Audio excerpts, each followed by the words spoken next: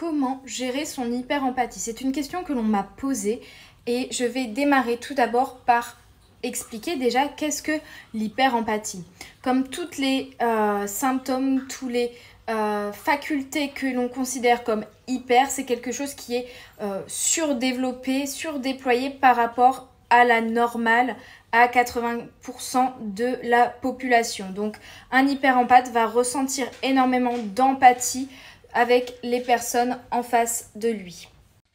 Cette faculté de ressentir comme l'hypersensibilité en fait, c'est lié à l'hypersensibilité et à l'hyperémotionnalité. Cette faculté est quelque chose qui doit être un atout et non pas quelque chose qui vous freine. Donc comment faire pour que ça le devienne? Premièrement, il faut réussir à avoir une pleine conscience de soi et venir à chaque ressenti en présence d'une personne en face de soi, venir comprendre si cette émotion est propre à nous, si c'est notre émotion, si elle nous appartient ou si c'est une émotion qui est renvoyée par la personne en face de nous. Venir conscientiser et identifier l'émotion telle qu'elle est et à qui appartient-elle. Est-ce la vôtre? Est-ce celle de la personne en face de vous? Ça vous permet de prendre du recul sur cette émotion justement et de venir comprendre le message derrière.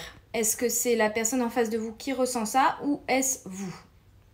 Une fois cette prise de recul effectuée, il y a tout simplement à vous dire « Ok, même si je ressens ça, je sais que ça ne provient pas de moi, cette émotion, c'est la personne en face de moi.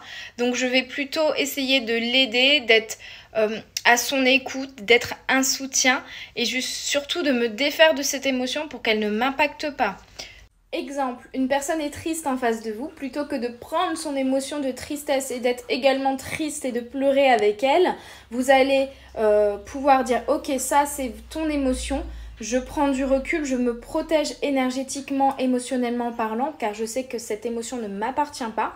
Et au contraire, je vais essayer de mettre de l'amour et de la joie dans la situation et en tout cas de t'en envoyer pour, on va dire, annuler cette émotion de tristesse, te montrer mon soutien, ma présence, mon amour pour toi. Et du coup, t'amener des belles énergies et des belles émotions positives plutôt que prendre tes propres énergies et tes propres émotions qui sont négatives. Ça va vous permettre de faire de l'hyper-empathie un outil déjà à la compréhension de l'autre comme un 7e sens à ajouter à l'ouïe et l'odorat et de la mettre à profit pour pouvoir aider et soutenir les personnes en face de vous et les comprendre et enfin être dans la compassion.